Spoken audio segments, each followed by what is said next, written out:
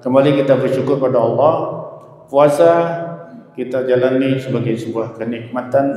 Salat tarawih kita merasakan ada nikmat tenang. Kalau tidak salat tarawih, kalau tidak puasa, hati kita gelisah. Banyak-banyak bersyukur pada Allah.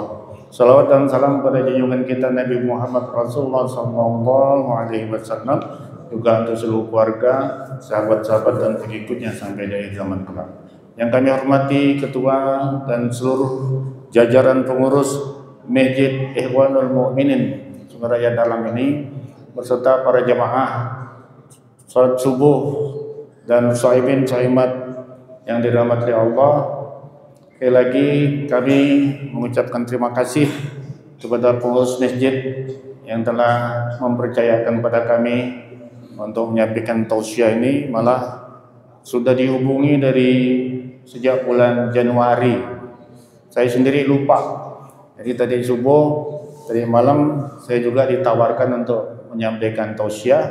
Untung konfirmasi dari Bapak Seksi Ibadah pada kami, jadi kami kembalikan tugas ini dilaksanakan di sini, di tempat lain kami sementara cancel. Alhamdulillah, sekali lagi terima kasih. Dalam kesempatan ini kali ini kami ingin mengajak kita semuanya sedikit merenungkan. Tadi sudah saya katakan kita bersyukur pada Allah bertemu dengan bulan Ramadan ini. Rupanya Bapak Ibu sekalian, di dalam bulan Ramadan ini Allah telah memberikan kepada kita suatu kondisi pembiasaan di mana kita di dalam bulan Ramadan ini banyak sekali melaksanakan perintah-perintah Allah dalam Al-Quran. Makanya kami beri judul tausiah kita kali ini.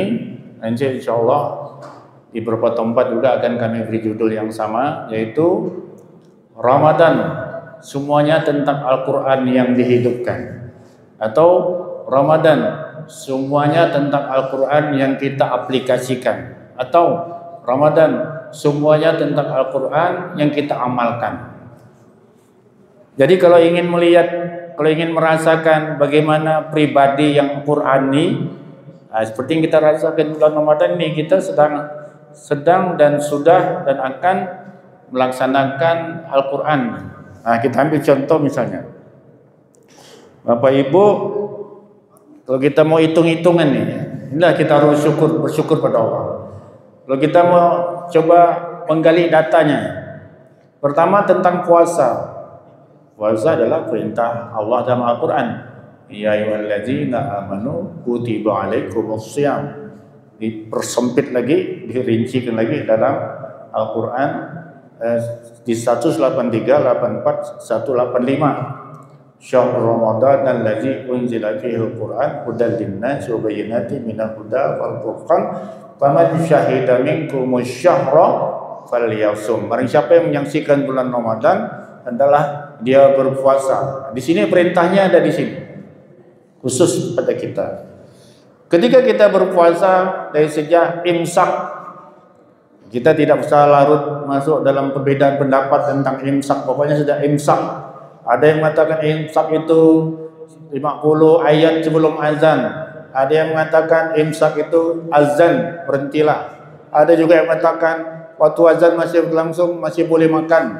Kita tidak usah larut ke situ, habis energi kita. Pokoknya kita yakini yang mana, pilih saja salah satu yang paling kuat pendapatnya. Kemudian sejak imsak sampai waktu berbuka, Bapak Ibu sekalian, nah kita sedang menjalankan satu ayat Allah, satu. Berarti kita seharian itu pribadi kita adalah pribadi yang Qurani. Tidak mau kita makan, tidak mau kita minum, kita berpuasa. Satu ayat Quran. Seharian kita berjalan adalah pribadi yang Qurani. Seharian kita berpuasa dan berjalan kemana-mana, kita sedang menjalankan akhlak Al-Quran. Satu. Ya Allah melatih kita untuk berpribadi Al-Quran. Yang kedua, sampai waktunya kita berpuasa, ya, hadis-hadis Nabi mengatakan tidak boleh ngomong sembarangan, tidak boleh mencela orang, tidak boleh mengumpat orang, tidak boleh menghibah orang, tidak boleh menghina orang. Kalau kita lakukan itu semua, pahala puasa kita berkurang. Ya, kita tidak mau makan, tidak mau minum, tidak mau hubungan suami istri. Dan saat itu dilakukan, saya melihat datanya ada di surah Al-Hujurat. Di sini pribadi Quran yang kita jalankan selama puasa itu di surah Al-Hujurat ayat pertama, ya ayyuhallazina amanu la tuqaddimu baina yadayillahi wa rasulih wattaqullaha innallaha samiun. Ayat pertama surah Al-Hujurat yang Allah berfirman, wahai orang beriman, janganlah kamu mendahului Allah dan Rasulnya, ya, dalam hal apapun. Maka ketika kita berpuasa, Bapak Ibu sekalian, kita tidak mau mendahului Allah dan Rasul dengan cara bagaimana? Dengan cara tidak mau menurutkan hawa nafsu kita. Kita hentikan makan, kita hentikan minum. Dua ayat sudah pribadi Quran yang kita jalankan. Kemudian ya ayyuhallazina amanu, ya, la tarfa'u aswatakum fawqa sawtin nabi wa la tajharu biqawli kajahri ba'dikum li ba'din an tahbata. Surah Al-Hujurat ayat kedua, wahai orang beriman, janganlah engkau meninggikan suaramu. Artinya kita berpuasa ini Bapak Ibu sekalian, kita tidak mau pakai pendapat kita seorang. Puasa ini kita ikut sunnah. Kalau memakai pendapat puasa ini, kalau memakai pendapat anak-anak muda, ya, hari dia puasa tu di bantainya tidur dari habis subuh sampai maghrib, baru buka lagi, malah main game lagi. Ini puasanya tidak sesuai dengan tidak sesuai dengan kehendak Allah. Ya. La tarfa'u aswatakum, jangan kau tinggikan suaramu. Jadi hawa ini maknanya sekarang ini Nabi sudah tidak ada, walaupun beliau sudah tidak ada, kita tidak mau, ya, meninggikan keinginan kita. Kalau puasa ikut Nabi, apa yang dilakukan Nabi? Nabi ternyata banyak berzikir, misalnya, banyak beristighfar. Nah, ini pribadi Al-Quran. Para jamaah sekalian, sudah 3. Yang keempatnya misalnya di surah Al-Hujurat ayat 6, ya ayyuhallazina amanu in ja'akum fasiqun binaba'in fatabayyanu. Apabila masuk berita ke dalam kepada diri kamu dari orang fasik, hendaklah kamu tabayyun. Maka orang yang berpuasa pun melihat WA yang masuk nih Pak, ya, kita tabayyun dulu. Betul enggak nih? Jangan cepat kita teruskan. Kadang berita-berita yang sudah lama, sudah usang, balik lagi. Nah, ini oleh Pak Salman nih biasa diingatkan, ini berita udah lama. Beliau ini adalah ahli berita. Nah, jadi kita ini kadang-kadang suka nak neruskan, tapi tatkala kita mampu mentabayun, berarti dalam ibadah puasa ini sudah 5 dah ayat Quran, sudah 5 dah pribadi Quran melekat dalam diri kita. Kemudian kita turun ke bawah, ke atasnya lagi, ayat berikutnya, innamal mu'minuna ikhwatun, sesungguhnya orang beriman itu bersaudara. Selama Ramadan ini kita tidak mau saling bermusuhan. Sudah 6 ayat Quran kita jalankan, ya. Fa'aslihu baina akhawaikum, damaikanlah di antara saudaramu yang berperang, yang berkelahi. Ada yang berkelahi, kita damaikan. Tidak berkelahi, tidak berantem juga bagus. Karena itu Allah tidak suka ketika larangan kita jauhkan, maka kita pun mendapatkan satu hikmah dari ayat Quran. Yang berikutnya ayat 11, 12, satu ayat 3 larangan, dan kita tidak mengerjakan itu, maka pribadi kita pun pribadi Quran. Ya ayyuhallazina amanu la yaskhar qaumun min qaumin asa yakuna khairan minhum wala nisa'un min nisa'in asa yakunna khairan minhun wala talmizu anfusakum wala tanabazu bil alqab bisal ismul fusuqu ba'dal iman. Wahai orang beriman, kata Allah, janganlah kaum laki-laki yang satu mengolok kaum laki-laki yang lain. Maka selama bulan Ramadan ini kita tidak mau saling olok-mengolok, baik secara langsung maupun secara WA, tidak mau saling olok-mengolok. Dah 6 ayat Quran kita jalankan, ya. Begitu juga perempuan-perempuan, wala nisa'un min nisa'in an sayakunna khairan minhun, janganlah saling mengolok antara perempuan satu dengan perempuan yang lain. Boleh jadi yang kena olok, boleh jadi yang kena olok lebih baik daripada yang mengolok. Wala nisa'u min nisa'in ansa yakunna khairan minhum wala talmizu anfusakum wala tanabazu bil alqab. Janganlah kamu mencela diri kamu sendiri. Akibat saling olok-mengolok, orang balas kita ngolok, otomatis kita mencela diri kita sendiri. Termasuk kita mencela diri kita sendiri, misalnya tak kita lakukan. Misalnya aku ni ketinggian dia, aku ni ternyata hitam, aku ni ternyata pesek. Kita tak menghina diri kita sendiri. Selama Ramadan ni berarti kita sedang menjalankan pribadi Quran. Wala tanabaju bil alqab. Tidak mau memanggil dengan panggilan yang buruk. Kita tidak mau mengolok orang, ya. Tidak mau manggil nambah nama orang. Misalnya ada yang namanya Syamat, kebetulan Syamat jual ayam, kita panggil Man Ayam. Kita tidak mau lakukan itu. Berarti kita pribadi Quran. Sudah berapa itu Bapak Ibu sekalian? Ya ayyuhallazina amanu jtanibu katsiran minadh-dhann inna ba'dadh-dhanni ismun. Ayat berikutnya. Wahai orang beriman, sesungguhnya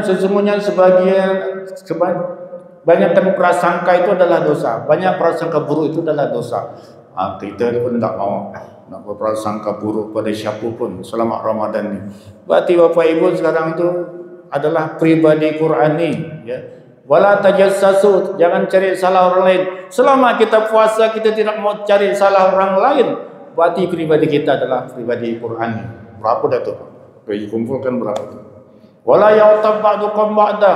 Selama Ramadan kita tidak mau saling menggunjing, cari salah orang, mencurigai orang lain, cari salah orang lain, menceritakan satu paket.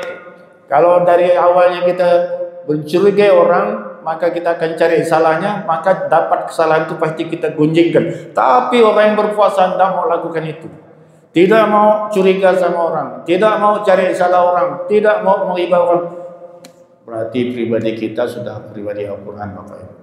Ayat berikutnya, ya ayuhan nas inna khalaqnakum min dzakari wa unsa wa ja'alnakum syu'uban wa qabaila lita'arafu.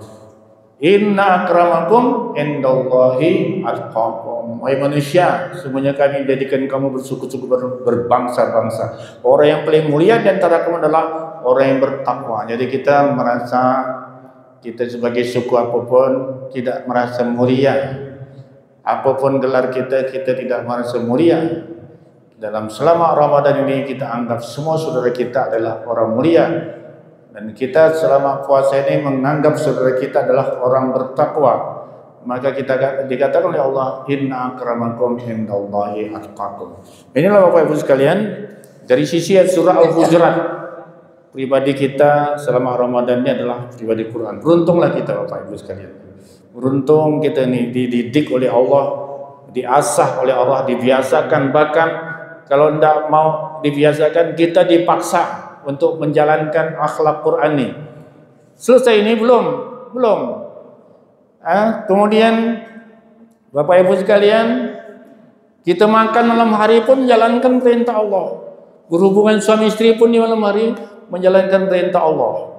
Wahilla lakum, ayat 187 ya, Al-Baqarah 187. Wahilla lakum lailatas syamir rafasu ila nisaikum hunna libasul lakum wa antum libasul lahun. Ya. Dihalalkan bagi kamu di malam hari puasa mencampur istrimu. Kalau siang kita tidak mau, malam dianjurkan. Tatkala kita melaksanakan itu, maka kita pun sedang menjalankan akhlak Quran ini. Jangan pula mentang-mentang puasa, lalu sebulan-bulan tidak mau menyentuh istri, tidak mau disentuh, suami pun tidak mau menyentuh. Salah. Ada celah untuk kita bisa melakukan hubungan itu di malam hari. Jangan sampai karena takut pada Allah, romantisme hubungan cinta kasih kita sama suami istri itu hilang. Tidak mau juga Allah. Tatkala kita melakukan itu, hubungan suami istri, hilalakum laitasyam, kita sedang berakhlak Al-Quran, Bapak Ibu sekalian, mencontoh Rasulullah. Jadi kalau saya bicara tentang akhlak akhlak kita Al-Quran, maka semua itu pribadi Rasulullah. Kana khuluquhu Al-Quran. Semua itu dilakukan oleh Rasulullah. Nah, Bapak Ibu sekalian, Sudah selesaikah kira-kira pribadi Quran yang dijalankan oleh kita semua ni? Sudah selesaikah didikan Allah tentang Al-Quran yang kita jalankan? Belum, masih ada. Masih ada. Tatkala kita salat, otomatis itu perintah Allah. Aqimis shalah dari duluki syamsi. Pribadi Quran. Kemudian apa lagi? Tatkala kita salat sunnah, pribadi Quran. Akhlak Quran. Tatkala kita salat tarawih, pribadi Quran. Dalilnya aqimis shalah surah Al-Isra itu salat wajib. Salat tahajud Al-Isra 78 79 80 wa minal laili fatahajjat bihi nafilatan lak. Tatkala Bapak Ibu sebelum sahur bangunnya jam 3, ambil wuduk, sembahyang dulu, salat tahajud, pribadi Quran. Pribadi Quran. Akhlak Quran. Banyak sudah Allah berikan kita untuk menjalankan akhlak Quran ini. Sudah berapa dah? Tak terhitung tadi. Kemudian salat tarawih. Salat tarawih itu dalilnya bisa kita gunakan dalil Al-Qur'annya surah Al-Muzammil ayat 1 sampai 5. Ya ayyuhal muzammil qumil laila illa qalila nisfahu aw inqus minhu qalila aw zid 'alaihi warattilil qur'ana tartila inna sanuqi 'alaika qawlan saqila inna nasyatal laili hiya asyaddu wal awqamu qila. Salat malamlah kata Allah, wahai ya ayyuhal muzammil, orang muslimat salatlah kamu di malam hari sepanjang malam. Jadi qiyamul lail itu boleh tidak tidur dulu habis salat Isya, kita langsung salat, boleh tidak tidur-tidur. Dalilnya surah Al-Muzammil. Tatkala Bapak Ibu salat tarawih, itu Allah melatih sebulan penuh ada salat tarawih untuk nanti terbiasa qiyamul lail. Katakanlah Bapak Ibu berjamaah salat tarawih, berarti sudah akhlak Al-Quran. Salat subuh, salat tahajud, akhlak Al-Quran. Baiklah, ibu-ibu kemudian menyiapkan makan sahur. Apakah ini akhlak Al-Quran? Akhlak Al-Quran. Innallaha yuhibbul muhsinin wallahu yuhibbul muhsinin. Allah itu mencintai perbuatan yang baik. Kira-kira ibu-ibu, kalau ibu-ibu menyiapkan makan sahur suami, makan sahur anak-anak, itu perbuatan baik atau perbuatan tidak baik? Ibu, perbuatan baik, akhlak Quran yang sudah ibu lakukan. Bapak-bapak, kira-kira sudah disiapkan ibu-ibu makanan sahur, kemudian kita makan, apakah makan itu akhlak Al-Quran atau bukan? Akhlak Al-Quran. Wa kulu washrabu. Surah Al-Baqarah ayat 187. Wa kulu washrabu hatta yatabayyana lakumul khaytul abyadu minal khaytil aswadi minal fajr. Makanlah dan minumlah kata Allah. Kalau kita tidak mau makan sahur, ibu kecewa ya. Kalau makan kurma ya, dah letih-letih masak, mikirkannya. Mikir kena belanja, nak ngatur duit, kira-kira cukup sebulan ni, makan menu diatur ini, kadang-kadang tak mau dimakan sayur sampai kering. Kecewa, kecambah sampai kering kerana tak mau dimakan. Bulan puasa ni kadang-kadang cerewet, beli makan ini, siapkan makan ini, akan salah. Siapkan yang masin salah, siapkan yang manis salah, siapkan yang tawar tambah salah. Pokoknya kalau kita tidak makan, kita tidak akhlak Al-Quran ya. Maka kita harus makan, mau manis ke, mau tawar ke, mau asin ke, kita makan saja, syukuri. Nah Bapak Ibu, makan adalah akhlak Al-Quran di malam hari puasa. Ibu-ibu menyiapkan adalah akhlak Quran. Dah selesai belum? Begitu puasa ya nak. Puasa kita siang hari ini, datang pengurus masjid Ikhwanul Mukminin, duduk silakan mendengarkan ceramah dari ustaz. Duduk ini pun adalah akhlak Al-Quran yang menyampaikan tausiah balighu anni walau ayat, akhlak Al-Quran. Ud'u ila sabili rabbika bil hikmah. Bapak Ibu yang duduk mendengarkan ini menjalankan Al-Quran, surah Al-Alaq. Surah Al-Alaq. Iqra bismi rabbikal ladzi khalaq. Bapak-bapak duduk ini akhlak Al-Quran. Tak semua orang mau duduk ya. Orang tua-tua, orang yang banyak ilmunya mau duduk dengan Al-Quran itu paling dicintai oleh Allah. Akhlak Al-Quran. Duduk mendengarkan satu bab pengetahuan, kata Rasulullah, lebih baik daripada salat sepanjang malam. Satu bab. Karena bedanya kalau kita salat, kita hanya untuk diri kita sendiri. Tapi kalau kita belajar, kita bisa mengajarkan anak kita, isteri kita itu. Jadi ilmunya itu mengalir jadi ilmu yang bermanfaat. Nah duduk Mendengarkan kajian subuh hari ini Bapak Ibu, akhlak Al-Quran, Masya Allah banyak sekali sudah, banyak sekali. Kemudian pulang ke rumah, nanti sholat waktu syuruk otomatis ya, Al-Quran lagi, perintah sholat ya. Kemudian apa lagi? Setelah sholat kita berzikir ya, Al-Quran lagi ya. Fazkuruni azkurkum, jika kau ingat kepadaku, kata Allah, aku akan ingat padamu. Ya, ya ayyuhallazina amanu zkurullaha zikran katsira. Wahai orang-orang beriman, berzikirlah pada Allah dengan zikir sebanyak-banyaknya. Tatkala Bapak Ibu berzikir, akhlak Quran. Zikir maksurat, akhlak Quran. Zikir tarekat Rahmaniyah, hubungannya dengan Allah, akhlak Al-Quran. Zikir Naqsyabandi, akhlak Quran. Atau zikir yang populer, zikir yang tadi kita baca, subhanallah, subhanallah. Zikir itu segala zikir yang berhubungannya dengan ingat Allah, akhlak Al-Quran. Bapak Ibu kemudian lanjutkan lagi misalnya dengan membaca Quran, akhlak Al-Quran. Membaca Al-Quran bulan Ramadan sangat dianjurkan. Nah, intinya kalau kita ingin kaji lagi banyak lagi yang lain-lainnya, semuanya menggambarkan akhlak Al-Quran, sehingga kita nih Bapak Ibu yang menjalankan semua ini adalah seperti Al-Quran hidup. Selama Ramadan ini Bapak Ibu mempunyai pribadi Al-Quran yang hidup. Apakah Bapak Ibu menjalankannya tahu dengan Al-Qurannya atau tidak, tapi kebaikan-kebaikan yang dilakukan itulah Al-Quran hidup yang pernah diterapkan oleh Rasulullah Muhammad SAW. Apalagi misalnya menyiapkan takjil, makanan berbuka. Nah, itu ayat Quran surah Al-Insan. Wa yut'imuna at-ta'ama 'ala hubbihi miskinan wa yatiman wa asira. Ciri-ciri penduduk surga itu kata Allah memberi makanan. Wa yut'imuna at-ta'ama 'ala hubbihi, kepada orang yang dicintainya. 'Ala hubbihi miskinan wa yatiman wa asira, orang miskin. Jadi berbagi takjil pun ada anak-anak muda yang sudah berlatih bagi takjil, kita yang nyuruhnya, maka itu pun Bapak Ibu sekalian adalah akhlak Al-Quran. Masya Allah ya.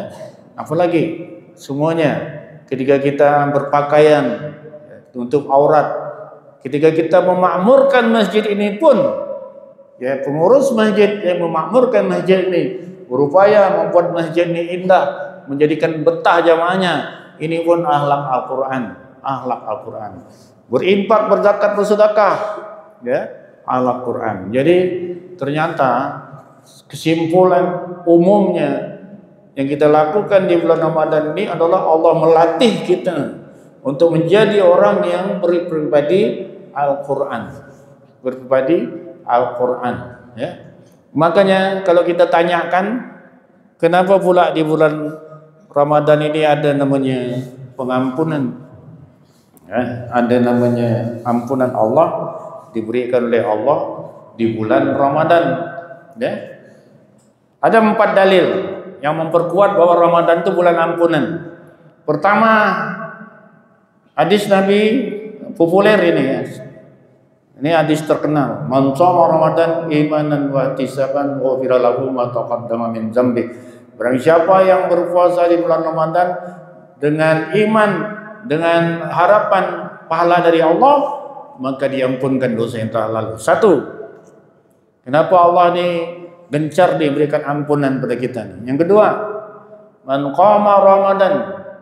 Ini perlu diingat ya, bahwa ampunan dari Allah itu dari sejak awal Ramadan, sejak awal puasa di siang hari sampai akhir puasa, Allah berikan pengampunan bagi siapa yang puasa. Jadi ada dalil mengatakan 10 hari pertama diampunkan, 10 hari kedua itu rahmat, 10 hari ketiga pembebas api neraka. Sebenarnya sejak dari awal. Jadi hadis itu kayaknya dikumpulan dari hadis-hadis yang lemah. Sejak dari awal Allah memberikan ampunan bagi si orang yang berpuasa sampai akhir Ramadan. Yang kedua, man qama Ramadan imanan wa ihtisaban ghufira lahu ma taqaddama min dzambi. Barang siapa yang mendirikan salat malam, khususnya tarawih. Karena salat tarawih ini hanya ada di bulan Ramadan, tidak boleh kita tinggalkan. Summa atimmus siyama ilal lail. Sempurnakanlah puasa kamu sampai malam. Jadi kalau orang tak mau tarawih hanya puasa, maka ibadah Ramadannya tak sempurna. Hadiah daripada orang yang salat tarawih, barang siapa yang salat tarawih man qama Ramadan iman wa ihtisaban ghufira lahu ma taqaddama min dzambi. Diampunkan dosa yang telah lalu. Malam Lailatul Qadar juga berisi tentang ampunan. Man qama fi lailatul qadri ghufira lahu ma taqaddama min dzambi. Barang siapa yang mendirikan salat di malam Lailatul Qadar, diampunkan dosa yang telah lalu. Dalil keempat, ketika Aisyah bertanya kepada Rasulullah, wahai Rasulullah, kalau seandainya saya ketemu dengan malam Lailatul Qadar, apa doa yang harus saya baca? Empatnya dalil. Kata Rasulullah, bacalah Allahumma innaka afuwwun karimun tuhibbul afwa fa'fu anni. Kalau hafal boleh ikut Bapak Ibu. Allahumma innaka afuwwun karimun tuhibbul afwa fa'fu anni. Ya Allah, sesungguhnya Engkau Maha Pemaaf, maafkanlah kesalahan kami. 4. Pertanyaan kita, kenapa ya? Kenapa Allah begitu murah memberikan ampunannya di bulan Ramadan ini? Jawabannya ya, karena sebagai seorang hamba, kadang-kadang kita ini tidak menjalankan amanah Allah, tidak menjalankan perintah Allah. Kita ini tahu atau tidak, tapi kalau kita tahu tentunya kita tidak akan mau melakukannya. Sebetulnya Bapak Ibu, kalau tadi saya gambarkan selama Ramadan ini Allah mendidik kita untuk berpribadi Al-Quran. Rupanya setelah kita evaluasi dari Ramadan tahun lalu sampai Ramadan sekarang, Allah berikan ampunan. Ternyata kita evaluasi dengan cara melihat aturan Allah dalam Al-Quran. Ternyata ada bagian-bagian tertentu yang kita berdosa karena tidak sesuai dengan pedoman Allah dalam Al-Quran. Syahrul Ramadan allazi unzila fihil Qur'an hudal linnas. Kadang kita menjalani dari Ramadan tahun 1445 dengan Ramadan 1446 itu ada ayat Al-Quran yang tidak kita laksanakan. Contoh, sebenarnya di setiap surah ada ya. Contohnya saya ambilkan dalam surah Al-Ma'un. Ara'aital ladzi yukadzibu bid-din. Tahukah kamu, kata Allah, orang yang mendustakan agama? Fadzalikal ladzi yad'ul yatim. Yang demikian itu, kata Allah, adalah mereka suka membentak, menghardik anak yatim. Anak yatim ini adalah anak yang tak punya ayah, tak punya emak, yatim piatu. Dia berada di sekitar kita. Apakah dia ponakan kita, cucu kita, atau anak tetangga kita, anak yatim yang kurang perhatian, kadang makan gizinya gizi buruk, stunting, kemudian pendidikan dari orang tuanya tidak ada, pakaiannya juga tidak terurus, penampilan kebersihannya juga tidak terurus, yang melihat kadang jijik. Tapi Allah ingatkan, mereka yang mendustakan agama adalah yang menghardik anak yatim. Begitu anak yatim yang berbau, anak yatim yang tidak punya pakaian yang bagus mendekat kepada kita, lari kau sana, kita sudah berdosa. Sudah berdosa. Satu, dosa kita pada Allah, Al-Quran. Kedua, pada anak yatim. Anak yatim tidak boleh dibentak, bukan berarti anak kandung boleh dibentak. Bukan berarti anak yang punya bapak, punya emak boleh dibentak. Hati-hati. Anak yatim itulah yang dilindungi oleh Allah karena dia tidak punya pelindung. Anak orang yang punya bapak, punya emak, jangan coba-coba kita bentak. Pasti emak bapaknya akan marah. Ya Pak, kemarin ada kasus ya, heboh di koran itu, ada guru yang diadukan ke Kapolda. Kenapa? Karena marah sama. Kalau saya baca peraturannya itu, ya, peraturannya itu si guru ini melakukan kekerasan ringan. Kekerasan ringan itu tidak mukul Pak. Pasal pelindungan anak itu tidak mukul, tidak membuat berdarah. Hanya mengatakan apa pasal ringan, pasal kekerasan ringan tu. Itu tak boleh guru melakukan. Apalagi menjatuhkan mental, ya, nepuk meja, pasal kekerasan ringan, ya, kekerasan ringan. Ya Allah, kata saya baca. Kebetulan saya ini ketua PGRI. Astagfirullah, kata saya ini, ya. Pasal 352, pasal 352 berhubungan dengan materi yang saya siapkan. Makanya tidak boleh membentak anak-anak dalam ilmu psikologi apa? Ilmu psikologi itu, Pak. Kalau kita membentak anak-anak itu, anak cenderung tumbuh tidak sehat. Otaknya itu tidak bisa cerdas kalau sering dibentak. Nah, anak yatim tidak boleh dibentak, apalagi lagi anak kandung kita. Anak kandung kita jangan kita nak cuba bentak. Ya, kita berdosa pada Allah. Ayat ini sederhana, anak yatim. Nah, apakah selama 11 bulan yang lalu, ya, sampai Ramadan berikut ini kita tidak pernah bentak anak-anak? Saya khawatir di masjid-masjid, Pak, anak-anak kurang. Ya, Pak, ya. Saya temuin di masjid-masjid, termasuk masjid saya sendiri, Masjid Harunia itu. Saya tegur marbot masjidnya, saya tegur. Tidak boleh budak-budak datang. Ikut sana. Masjid satu surau satu lagi gitu. Tidak boleh anak-anak datang ke surau itu. Langsung dibentak-bentak. Jadi anak itu tidak punya tempat di surau, tidak punya tempat di masjid, dia ngumpul di jalan. Ya. Kalau kita mati nanti siapa nak melanjutkan masjidnya?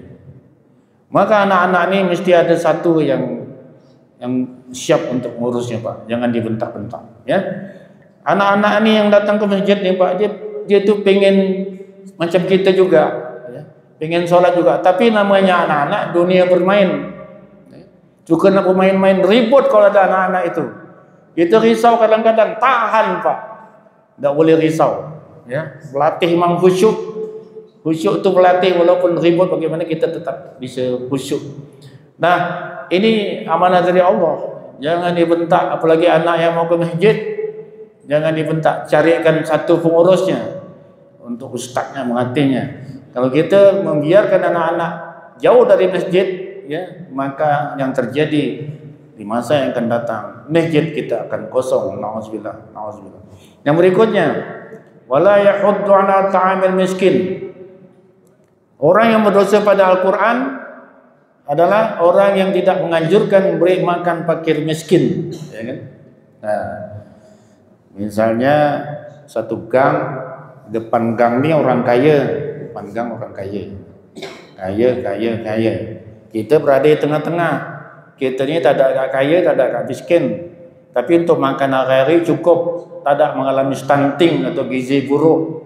Tapi di ujung gang sana di belakang, bukan orang komplek tapi dia berada di luar komplek, orang asal, hidupnya kurang mampu, kadang gizinya buruk, tapi dia tak mau minta-minta, ya. Tapi kita tahu, lihat dari ciri-ciri orang yang kekurangan gizi, kita tahu posisi kita yang di tengah ini harusnya melaporkan pada yang kaya di depannya atau Pak RT, si fulan kelaparan 5 hari, kalau 1 tahun Hijriah 350 hari kan gitu. Berarti kalau 50 kali 5 250 sama 1500 1750 kali kita salat. Apakah salat kita selama ini khusyuk terus? Apakah salat kita selama ini tidak pernah lalai? Ada yang hadap komputer yang tak gerak-gerak, ya kan? Lalai dalam arti tidak memulai salat ketika azan berbunyi kita diam, itu lalai, berdosa. Lalai dalam arti kita sholat tapi ingat yang lain-lain juga, ya? Ingat yang lain-lain juga termasuk berdosa. Nah, wala yahuddu fawailul lil musallin allazina hum an salatihim sahun allazina hum yura'un. Ada juga yang sholat tapi riya, ya? Kena puji pengurus masjid misalnya, rajin sembahyang. Kemudian kena puji teman, rajin sembahyang. Tak ada pujian, tak ada mau sembahyang. Ria. Ada juga ria dalam konteks misalnya mau pergi sembahyang. Kenapa pula? Nak nengokkan kudung baru sembahyang. Sembahyang nak nengokkan kudung baru, ria. Nah, dosa. Selama 1 tahun ini, Pak, mungkin ada hal itu terjadi pada diri saya, diri kita semua, maka Allah berikan ampunan di bulan Ramadan. Allazina hum an salatihim sahun, allazina hum yura'un. Yang terakhir surah Al-Maun itu wa yamna'unal ma'un. Apa yamna'unal ma'un itu? Tidak mau membantu dengan harta yang berguna. Tidak mau membantu dengan harta yang berguna. Misalnya ada gotong royong, kita punya alat gergaji atau apa namanya